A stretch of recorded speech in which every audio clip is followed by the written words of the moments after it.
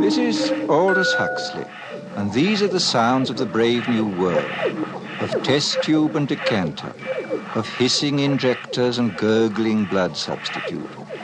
The year is AF 632, 632 years after Ford. We are inside the London Hatchery and Conditioning Centre, and this is the fertilizing room, an enormous laboratory where the temperature is never allowed to fall below 98.6.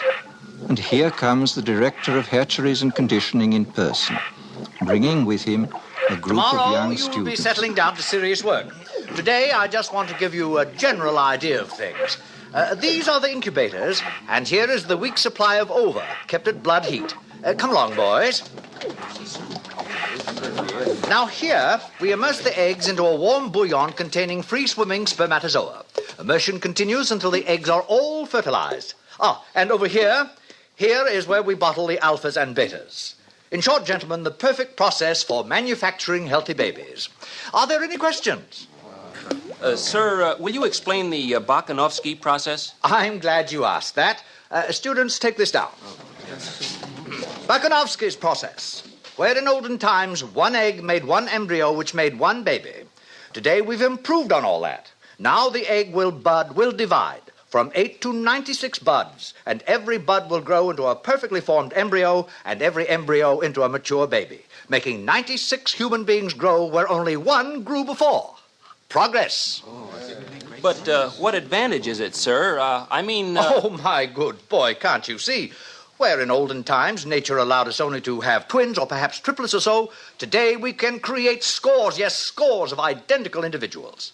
We can manufacture men and women in uniform batches. Think of it. An entire factory staffed with the product of one single egg.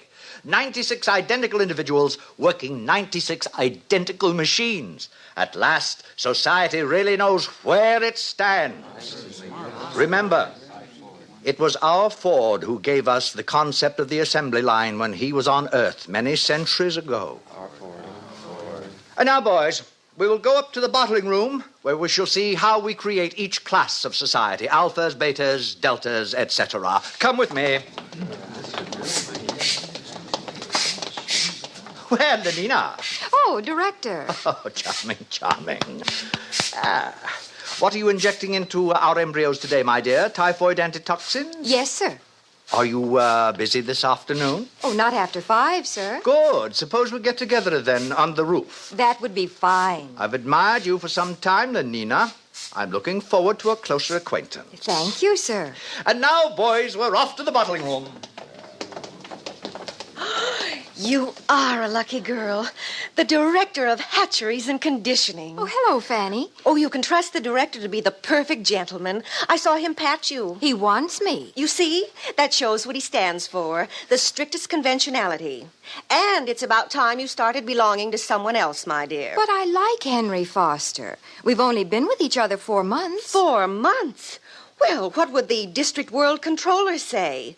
You know how he disapproves anything intense or long-drawn. And it isn't as though there were anything painful or disagreeable about being with 1 or 2 other men besides Henry. After all, everyone belongs to everyone else. You're quite right, Fanny, as usual. Good girl. Fanny, do you know Bernard Marx? Bernard Marx? Why not? Bernard's an Alpha Plus. Besides, he asked me to go to New Mexico, to the Savage Reservation with him. But his reputation. They say he doesn't like obstacle golf. Oh, they say. And that he spends most of his time by himself alone. They say somebody made a mistake when he was still in the bottle. Thought he was a gamma and put alcohol into his blood substitute. That's why he's so stunted. Oh, what nonsense. Oh, very well, Lenina. It's your life, my dear. But I think you're heading for trouble.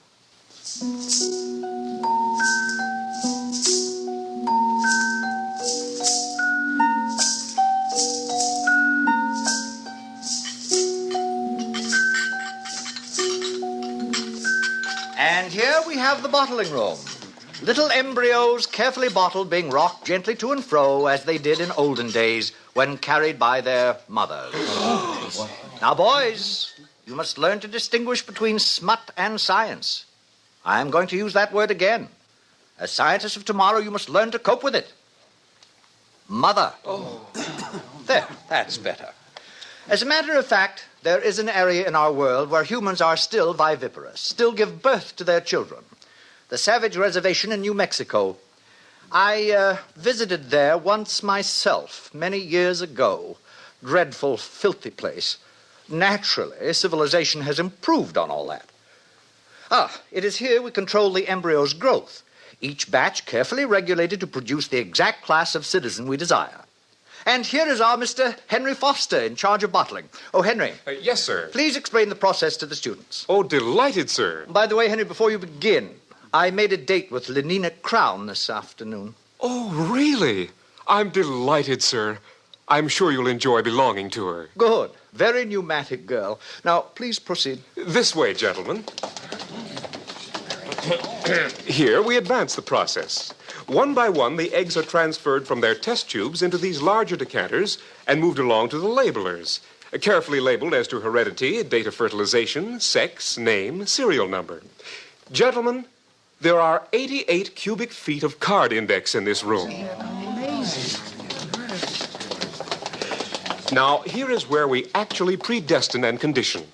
Nothing is so unstabilizing to society as unhappy people. We avoid all that by preconditioning our embryos. And now we are entering the heat conditioning room. Hot tunnels alternating with cool tunnels. Exposure to cold is accompanied by exposure to X-rays. By the time these babies are decanted, they have a perfect horror of cold. Thus, they are perfectly prepared to emigrate to the tropics, to be miners and acetate silk spinners and steel workers. And that is the secret of happiness and virtue, liking what you have got to do.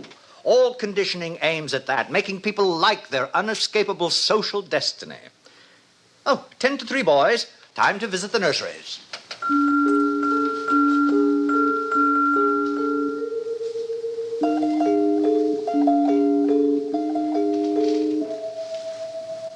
And so the director continued on his tour.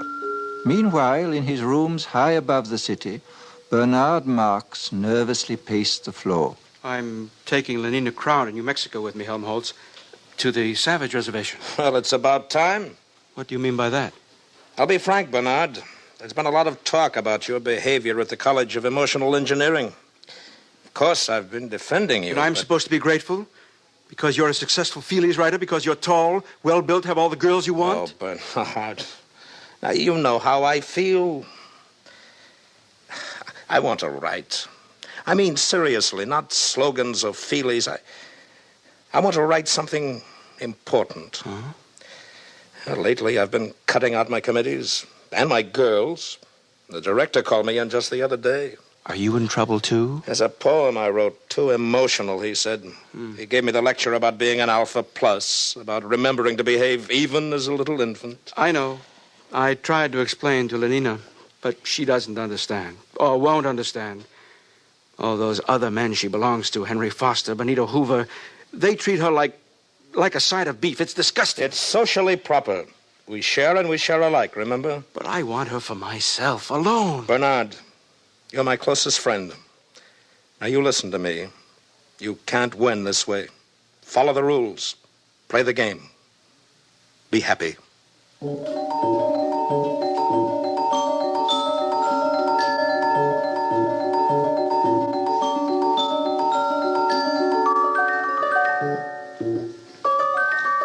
The nursery was on the 5th floor. The sign over the door said, Neo-Pavlovian Conditioning Room. It was a large, bare room, very bright and sunny. Half a dozen nurses, trousered and jacketed in the regulation white viscose linen uniform, were engaged in setting out bowls of roses in a long row across the floor. The nurses stiffened to attention as the director of hatcheries and conditioning came in, followed by his students. Set out the books. In silence, the nurses obeyed his command. Between the rose bowls, the books were duly set out. Now bring in the children. They hurried out of the room and returned in a moment, each pushing a kind of tall, dumb waiter, laden on all its 4 wire-netted shelves with 8-month-old babies, all exactly alike, a Bokanovsky group, and all, since their caste was Delta, dressed in khaki diapers. Put them down on the floor. Now turn them so they can see the flowers and books. Turned, the babies at once fell silent, then began to crawl towards those clusters of sleek colors, those shapes so gay and brilliant. From the ranks of the babies came little squeals of excitement, gurgles and twitterings of pleasure. The swiftest crawlers were already at their goal. Small hands reached out uncertainly, touched, grasped, unpetaling the roses, crumpling the illuminated pages of the books. Watch carefully, students. All right, nurses, pull the lever.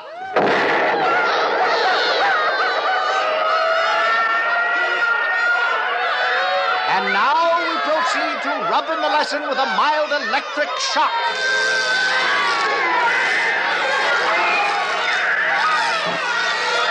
That's enough.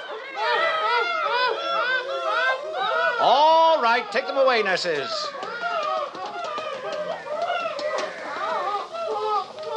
Observe. Henceforth, books and flowers will be associated in their minds with loud, unpleasant noises and electric shock. And after 200 repetitions of the same or a similar lesson, will be wedded forever. What man has joined, nature is powerless to put asunder. They'll be safe from books and botany all their lives. But, sir, since these are lower caste children anyway and will never read, why bother to condition them against flowers? Simple economics. If gammas, deltas, or even epsilons like flowers and nature, soon you'd see them wasting their time visiting the countryside. And of what economic use is that? A love of nature keeps no factories busy. It was decided to abolish it, at least among the lower classes. Any further questions? Sir, would you tell us about sleep teaching? I'm glad you asked that. The most ingenious development of all, sleep teaching, is given to all our children as they grow to maturity. A little voice murmurs slogans in their ear all the night long while they sleep. Of course, it's useless for teaching, but as a method for giving post-hypnotic suggestions, it is invaluable. It's what conditions our minds to love our future role in life. Now, boys, tell me some of the lessons we've all learned through sleep teaching. A gram is better than a dam. A good example. We have learned to take a gram of soma whenever we feel out of sorts. Euphoric, narcotic, pleasantly hallucinant. It transports our minds into a beautiful sleep filled with wonderful images. It gives a soma holiday, thus preventing unnecessary impulses such as anger, jealousy, envy, anxiety. Next. Ending is better than mending. Good. It's better to throw away something than to repair it. New clothing, new possessions keep our factories humming and make us happier. Next. I'm glad I'm not a gamma. Ah, yes. We're all taught in our sleep to enjoy our own caste, whatever it may be. Gammas are taught to think, I'm glad I'm not an epsilon. Betas learn to be glad they're not deltas or gammas. And glad they're not alphas, because we alphas sometimes have to use our minds, and that's very painful. That's very good indeed. Well, students, I think our tour is over for today. I'm sure most of you have dates with pneumatic young ladies. Some, of course, will be wanting to get in a game of obstacle golf. But before we finish, I'd like to add a few footnotes to the things you've seen today. Today, we have a controlled society, a happy society. We have stability. There was a time when these things did not exist. Didn't people grow old and feeble in those days, sir? Indeed they did. Old men in the bad old days used to renounce, retire, take to religion, spend their time reading, thinking. Now, such is progress. At 60, we have the tastes and the powers of a 17-year-old. The old men have no time, no leisure from pleasure, not a moment to sit down and think. They're much too busy scampering from feely to feely, from girl to pneumatic girl. Fortunate boys, no pains have been spared to make your lives emotionally easy, to preserve you as far as possible from having emotions at all. Ford's in his flivver, all's well with the world. Ford's in his flivver, all's well with the world. And solemnly and devoutly, They made the sign of the T and hurried off to join their fellow citizens at play.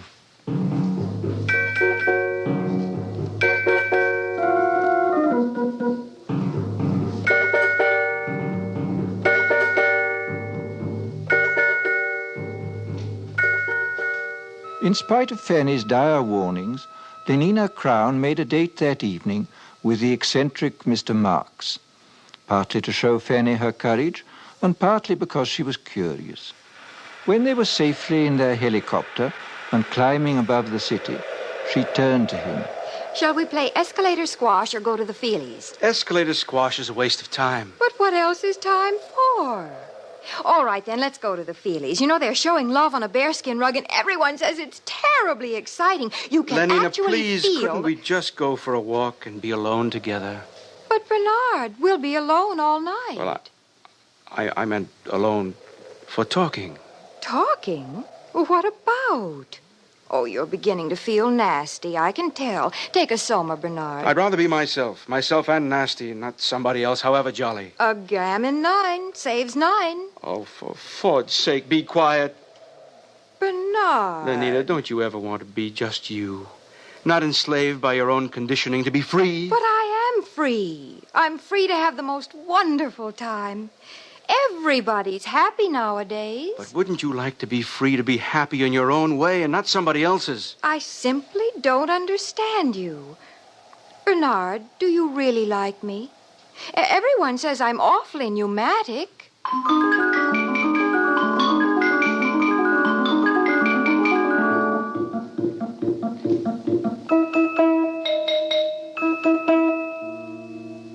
Eventually, Bernard took Lenina to the Westminster Abbey Cabaret, where Calvin Stopes and his 16 saxophonists were playing.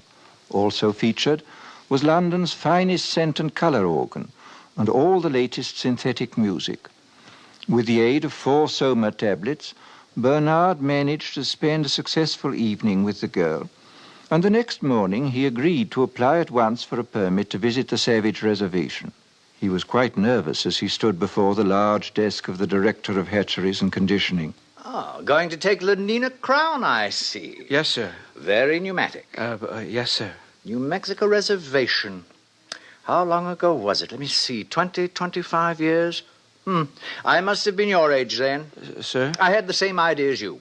Wanted to have a look at the Savages. Got a permit for New Mexico and went there for my summer holiday. With my girl of the moment. She was a beta minus, I think. Oh, yes. She had yellow hair and was especially pneumatic. Well, it was terrible.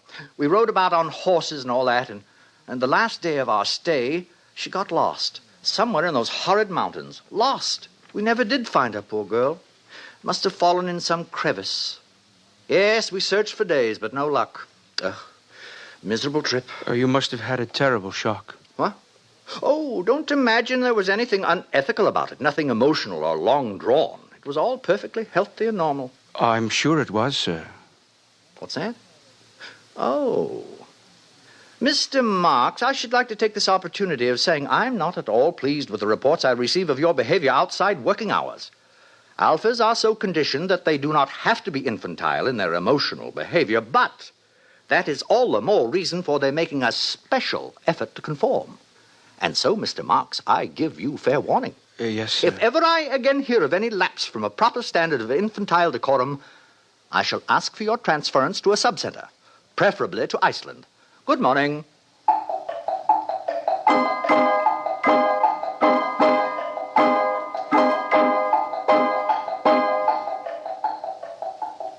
The journey was quite uneventful. The Blue Pacific rocket lost 4 minutes in a tornado over Texas, but was able to land at Santa Fe less than 40 seconds behind schedule.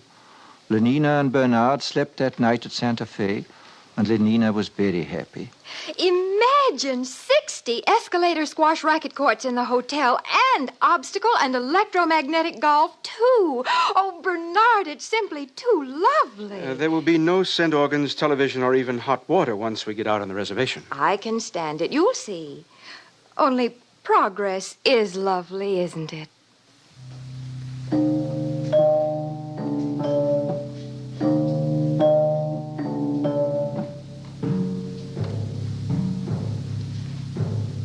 They took a rocket ship into the interior, and from there they traveled on horseback.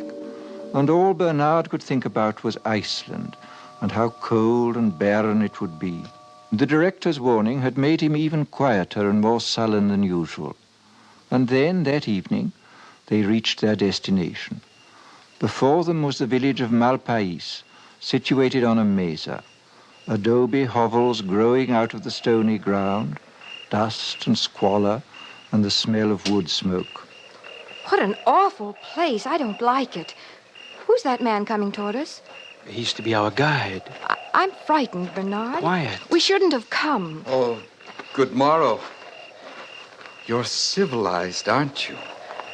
You come from outside, from the other place? My name is Bernard Marx. This is Lenina Crown. My name is John. Come with me. He speaks English. That's strange. Probably trained as a guide. Where is he leading us? To that hut, I believe. There seems to be some sort of activity over there. Orgy, porgy. Why, it's like our lower caste community sing. Only look. Now they're beating themselves with whips. Oh, no, Bernard. It's got something to do with their religion. What a wonderful intensity of feeling it must generate. I often think one may have missed something in not having passions like that. Nonsense. Bernard, what's wrong with that man? Where? Oh, he's just old, that's all. Old? But we don't look like that when we're old. He's so wrinkled, oh, it's horrible. That's because we age all at once. We stay 17 until we're 60 or so, and then we die, and they burn our bodies and recover the phosphorus for the good of the world state, just as it should be. But this... What is it? That woman! Oh, Bernard, no. Take me away. Take me away. She's only nursing her baby, Lenina. That's her child. She's the mother. Bernard, how can you be so vulgar? Oh, I think I'll be sick. Please, Bernard, anywhere. Anywhere. Is something wrong? I think we'd better take Lenina inside. Over here. Follow me. My soma. I'm out of soma. Bernard. I'm sorry, Lenina. I didn't bring any. Oh. Here. Inside. This is my home. This is my home. You are welcome to remain here. John? John? Yes, Mother? Mother? These are people from the outside, Mother. They have come to see the reservation. From the other place? You're from the other place. Don't come near me. But don't you see, I'm from there, too. I'm civilized. I don't belong here. It's all a terrible mistake. This is my mother, Linda. Were you born here? No, I tell you, I was decanted like normal people. Oh, thank Ford, someone has come. At last, thank Ford. Bernard, please keep her away. Could you tell us about yourself, please? Well, I came here 25 years ago with a man. His name was Thomas. We went riding together on horses. There was a terrible storm. I got lost in this horrible place. It was the last day of our stay. He left me here, alone. Lenina? Yes? You will be interested to know that our director of hatcheries and conditioning is named Thomas, and that he came here 25 years ago. Oh, no. And that... It can't be. But it is. He told me so himself. What a discovery. This boy is our director's son. Our director is a father. Oh, it's too horrible. Mother, what is he saying? Iceland indeed. Bernard, stop it. Well, we'll see who tells who where to go now. John. Yes, sir? How would you and your mother like to return to civilization? Do you mean it? Oh, please, do you? Listen, they're crazy here. I was a beta minus. I always worked in the fertilizing room. I was a good worker.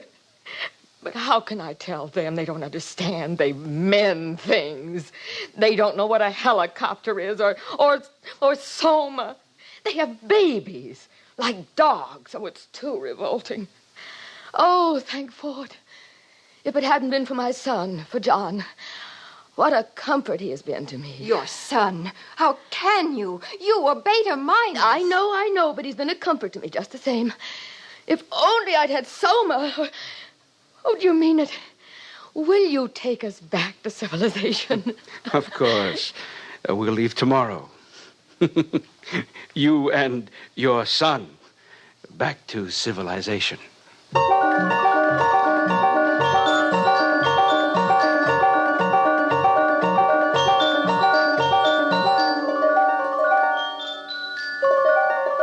And Bernard was as good as his word.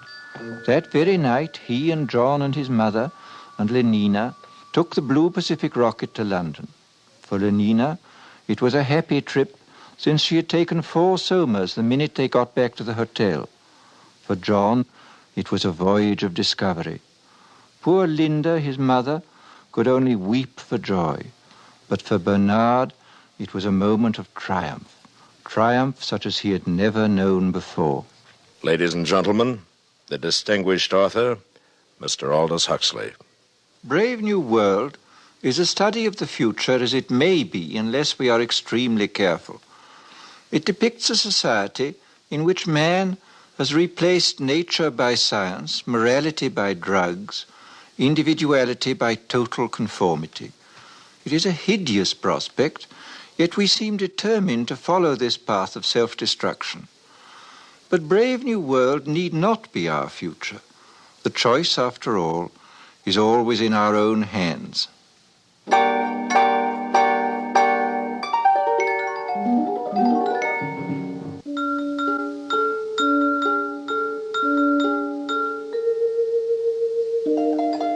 This is Aldous Huxley. In the garden outside the London Hatchery and Conditioning Centre, it was playtime. Naked in the warm June sunshine, 600 or 700 little boys and girls were running with shrill yells over the lawns, or playing games, or squatting silently in 2s and 3s among the flowering shrubs. And strolling across the smooth turf came the director of hatcheries and conditioning, followed eagerly by a group of new students. And here we have playtime for our little tots. Notice the games, all carefully constructed to use as many mechanical devices as possible. In olden times, children used to play simple games using only a ball and a bat. Oh, madness. Nothing was added to increase consumption. Then came our Ford. He taught us the principle of mass production in the assembly line many centuries ago and changed all that. Good morning, Director. Sir, what an unexpected pleasure. Boys, this is the resident controller for Western Europe. This is his Ford ship, Mustafa Mond. Boys? Good morning, sir. Good morning, sir. I was just showing the students the children, sir. Lovely children. Busy as bees at their unrestricted play. Controller, if you have the time, I wonder if you might tell the students something about the bad old days. I might. Where are you taking them? To the Hatchery and Conditioning Center to see the manufacturing of the babies. Very well, I'll walk along with you. Yes, in the old days, children lived in a place called home. A rabbit hole with suffocating intimacies. Maniacally, the mother... please don't be shocked at that word. The mother brooded over her children. Her children. Our Ford, or our Freud, as for some inscrutable reason he chose to call himself whenever he spoke of psychological matters, our Freud was the first to reveal the appalling dangers of family life. Unpleasant as they may seem, students, these are facts. People used to be viviparous, gave birth to their children. What were the consequences? A world dominated by mothers and fathers was a world full of every kind of perversion, from sadism to chastity. There were also husbands, wives, and lovers. Now everyone belongs to everyone else. Thank Ford for progress. Yes, thank Ford. Actually, we still preserve a few outmoded ethics of pre-stable societies in our savage reservations. Did you ever visit a reservation, Director? Yes, I once went to look at the savages in New Mexico. Oh, that must have been 25 years ago. Mother's, father's marriage. Oh, very repulsive. Yes. Well, here we are. I'll say goodbye. Goodbye, Controller, and thank you. Thank you, sir. Thank you, sir. You're welcome. And now, boys, if you'll follow me inside the hatchery.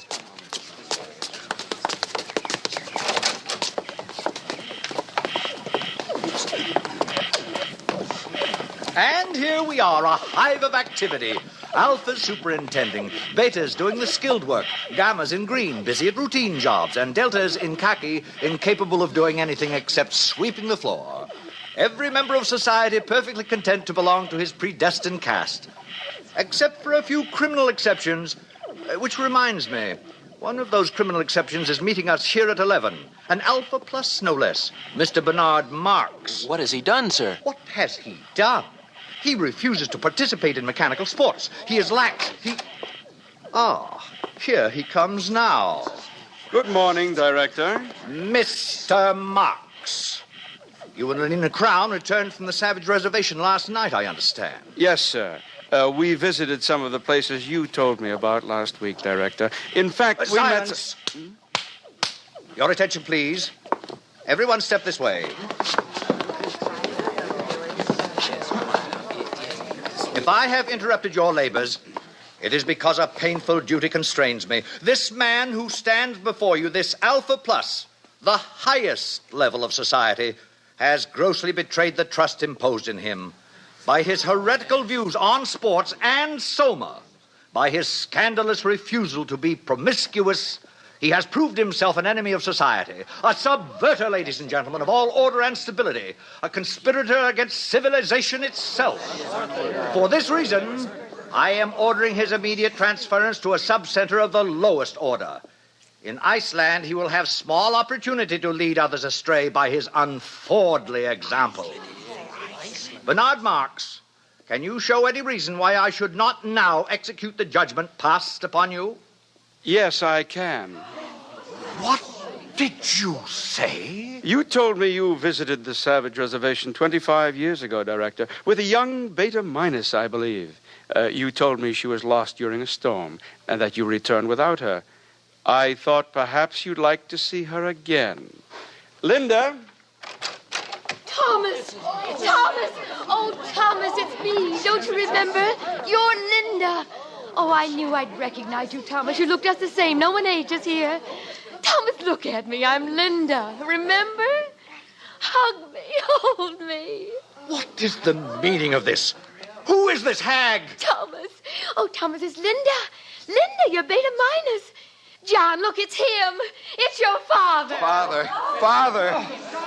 What's the meaning of this disgusting joke? Who is this savage and this dreadful woman? Take them away! It isn't a joke. It's absolutely true.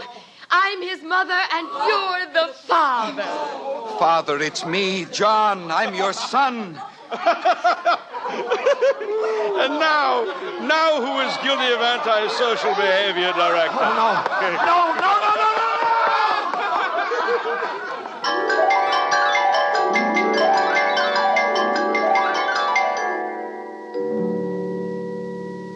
A father as director of hatcheries. It was out of the question. The controller asked for his resignation, and all upper caste London was wild to see the savage and his mother. Bernard Marx became a hero, and even Lenina Crown had her share of reflected glory.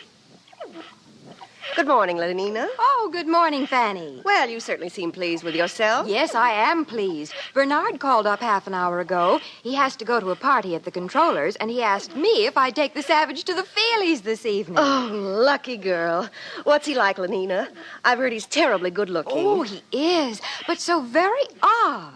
In what way? Well, the day Bernard and I left the reservation, the savage came into my room. I'd taken a soma, so I didn't notice him until suddenly I awakened, and there he was bending over me. What happened? Well, naturally, I assumed something was going to happen, but instead of that, he just ran out of the room. Well, how odd. What a terribly ungentlemanly thing to do. Doesn't he like you? Oh, I'm sure he does, so I can't make it out. And, oh, please don't tell this to anyone, Fanny. It upsets me because I like him. I mean, I really like him. Lenina. I know it's immoral, but I just can't help myself. I do like him.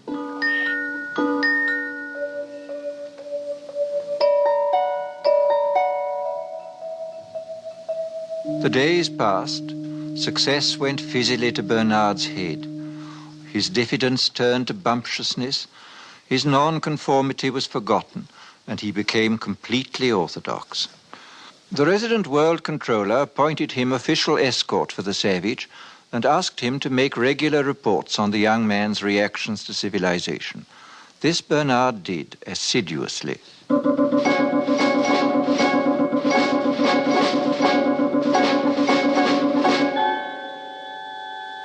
Today I sent the Savage to the Feelies with Lenina Crown. The feature was 3 weeks in a helicopter. Instead of holding the knobs on the chair arms, thus enabling him to experience the sensations of the lovers on the screen, the Savage refused to participate. Lenina tells me he called the film vulgar and indecent.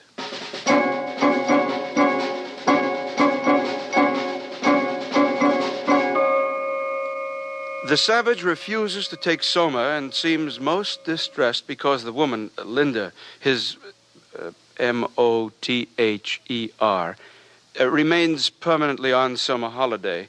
In spite of her senility and the extreme repulsiveness of her appearance, the Savage frequently goes to see her and appears much attached to her.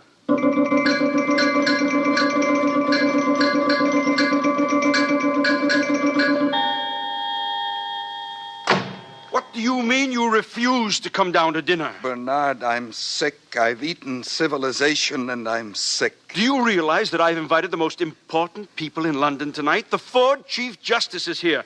The arch community songster of Canterbury has flown in just to meet you. You've changed, Bernard. You used to feel the way I do about things. I talked to Helmholtz Watson. He says you've changed, too. I haven't.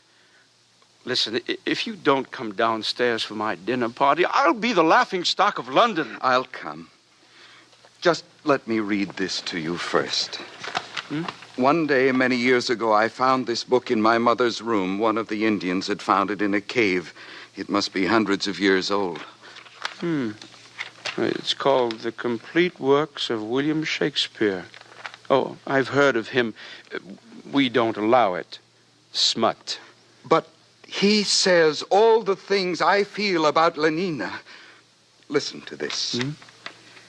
Is there no pity sitting in the clouds that sees into the bottom of my grief? Oh, sweet my mother, cast me not away. Delay this marriage for a month, a week. Marriage? Oh, Ford, no. Bernard.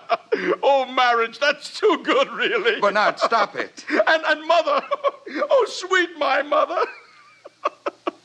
Oh, he's positively vulgar. You stop Wait it. till I tell Helmholtz about this. Stop it or I'll hit you. Oh, come, now, where's your sense of humor? Bernard. Can't you see how funny it is? Get out.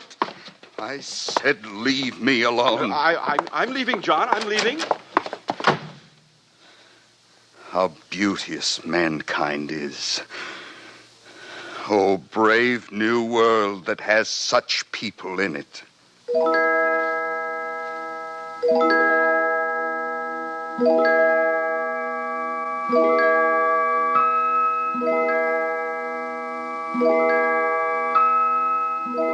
The next morning, a pneumatic young girl, crisply clad in a beta-minus viscose linen suit, stood outside the door of the Savage's apartment and somewhat nervously rang the buzzer. What? Lenina? You don't seem very glad to see me, John. Not glad. Oh, if you only knew. May I come in, then? May I kiss your hand, Lenina? My hand? Admired, Lenina. Indeed, the top of admiration, worth what's dearest in the world. I wanted to do something first to show I was worthy of you. What are you talking about? Lenina, tell me something. I'll do anything you tell me, anything at all. I'd sweep the floor if you wanted. But we've got vacuum cleaners here. It isn't necessary. No, of course it isn't necessary. But some kinds of baseness are nobly undergone. I'd like to undergo something noble, just to show you how much I love you, Lenina. Do you mean it, John? Yes, but I hadn't meant to say it, not until I... Listen, Lenina, on the reservation, people get married. Get what? For always. They make a promise to live together for always. What a disgusting idea. Answer me this question, John. Do you really like me or don't you? I love you More than anything in the world. Well, then, why on earth didn't you say so? Come here to me, John. Hug me. Oh, but Lenina... Hug me till you drug me, honey. Kiss me till I'm in a coma. Lenina, what are you doing? No. No, get away from me. Don't come near me. Hug me, honey. You strumpet. A gran is better than a dad. Get out. But don't you want Get me? out of my sight. John! Before I kill you. Oh, he's mad. He's gone mad.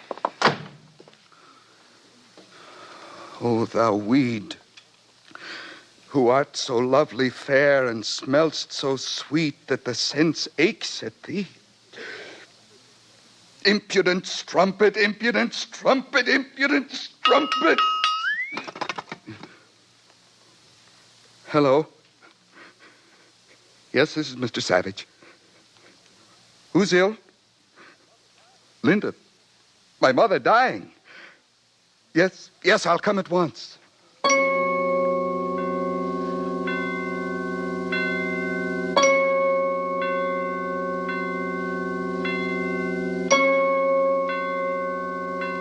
Welcome to the Park Lane Hospital for the Dying. You've come to see someone in the galloping senility ward? Yes. My mother. Oh, how vulgar. You know who I mean. Linda. Oh, yes. Room 43, bed 16. She'll be dying any minute now. This way, please. Is there any hope? Well, of course not. Or else she wouldn't have been sent here. Through these doors.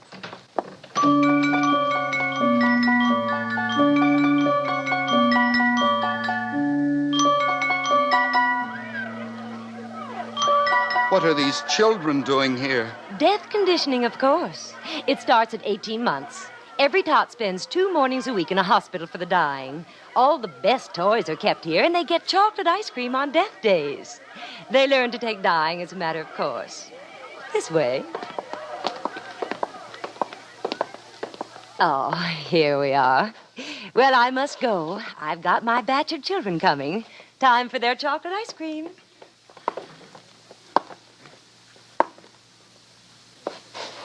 Linda? Linda, it's John. Your eyes are open, but you don't know me, do you? It's John, your son. Linda? Linda, don't you know me? Hug me till you drug me, honey. Kiss me till I'm in a coma. Linda. Linda? Mother.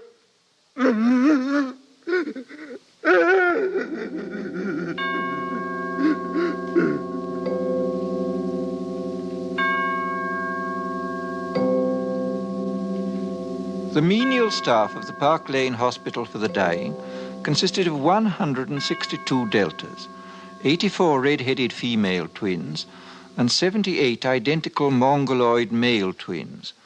At 6, when their working day was over, the 2 groups assembled in the vestibule of the hospital and were served their daily soma ration.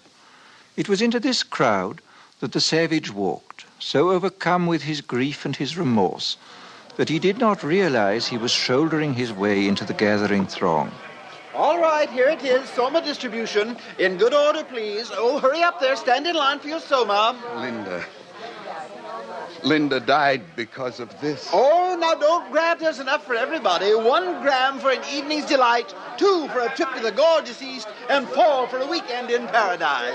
How beauteous mankind is. How brave new world that has such people in it. Stop! Stop!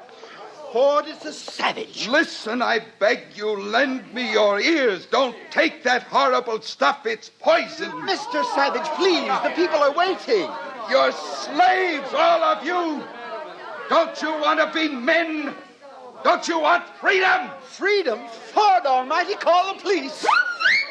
From somewhere behind the milling, angry crowd, Bernard Marx saw the savage. He and his friend Helmholtz Watson had been searching for John. Now they hurried forward. Helmholtz, he's mad. They'll lynch him. Oh, Ford, help us. Ford, help those who help themselves, Bernard. Come on. Where are you going?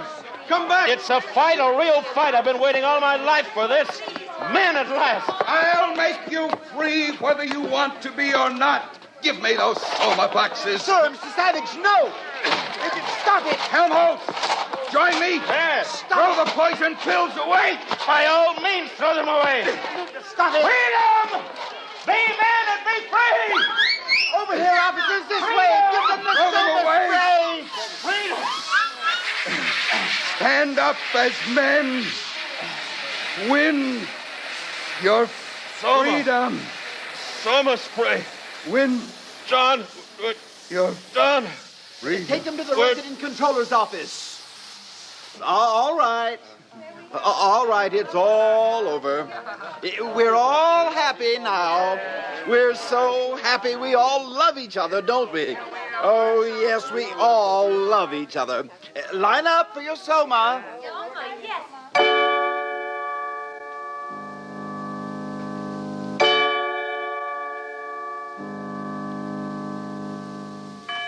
So you don't much like civilization, Mr. Savage? No, I don't. John, you're talking to the resident controller. We don't need your comments, Mr. Marx. I think civilization is horrible. And yet people are happy. They get what they want, and they never want what they can't get. They're well off, they're safe, they're never ill, they're not afraid of death, they're blissfully ignorant of passion and old age, they're plagued with no mother or father, they've got no wives or children to feel strongly about. They're so conditioned that they practically can't help behaving as they ought to behave. And you ask them to chuck this all away for liberty? My good boy. All the same, it seems quite horrible to me. Of course it does. Actual happiness always looks pretty squalid in comparison with the overcompensations for misery. And being contented has none of the glamour of a good fight against misfortune. Happiness is never grand. They call this happiness. Working at an embryo assembly line, manufacturing babies. Science, my boy. Besides, they like it. Well, Mr. Marx, the time has come. You are being sent to an island. To an island? Oh, please, sir. Don't send me to Iceland. I promise I'll do what I should. I'll conform to the rules. One would think he was going to have his throat cut, whereas if he had the smallest sense, he'd understand his punishment is really a reward. He'll be sent to an island where he'll meet the most interesting set of men and women in the world. All the people who weren't satisfied with orthodoxy. Everyone, in a word, who's anyone. Then why didn't you go to an island yourself? Because, finally, I preferred this. Sometimes I regret it. Happiness is a hard master, particularly other people's happiness. Well, gentlemen, there are many islands available. Which climate do you choose, Mr. Watson? Well, I should like a thoroughly bad climate. I think I'd write better if I had to contend with difficulties. How about the Falkland Islands? That would be fine. Good. You may leave now. You too, Mr. Marx. Goodbye, Helmholtz. Goodbye, Bernard. Goodbye, John. Goodbye, John. One more question. Of course. Where is God in this scheme of yours? It's a subject that has always had a great interest for me. You've never read this, of course, the Holy Bible, New and Old Testaments. We've got quite a few revolting old books like that here. But if you know about God, why don't you tell the people? This book is old. It's about God hundreds of years ago, not God now. But God doesn't change. Men do, though. No, my friend. Call it the fault of civilization. God isn't compatible with machinery and scientific medicine and universal happiness. But when you're alone, it's natural to believe in God. When you're quite alone in the night, thinking about death. But people are never alone now. We make them hate solitude, and we arrange their lives so that it's almost impossible for them ever to have it. No solitude, no God. Is that why there's no self-denial here? No God, no reason for it? Of course. Industry and prosperity are only possible when there is no self-denial. if the word of wheels would stop turning. But God's the reason for everything noble and fine and heroic. My dear young friend, civilization has absolutely no need for nobility or heroism. You're conditioned so that you can't help doing what you ought to do. And what you ought to do is, on the whole, so pleasant. So many of the natural impulses are allowed free play that there really aren't any temptations to resist. Anybody can be virtuous now. No temptations, no inconveniences. But I like the inconveniences. We don't. We prefer to do things comfortably. But I don't want comfort. I want God. I want poetry. I want real danger. I want freedom. I want goodness. I want sin. In fact, you're claiming the right to be unhappy. All right. I'm claiming the right to be unhappy. Not to mention the right to grow old and ugly and impotent. The right to have cancer. The right to have too little to eat. The right to live in constant apprehension of what may happen tomorrow. The right to be tortured by unspeakable pains of every kind. I claim them all. You're welcome.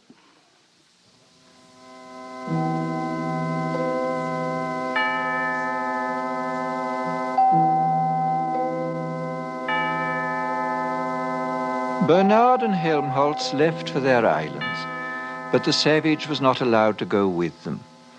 The controller wished to continue the experiment. 3 weeks later, the savage ran away. After some days of wandering, he took refuge in an abandoned lighthouse. But his desire for solitude was not to be fulfilled. His hiding place was discovered. There were articles in the papers. Sightseers came by the thousands.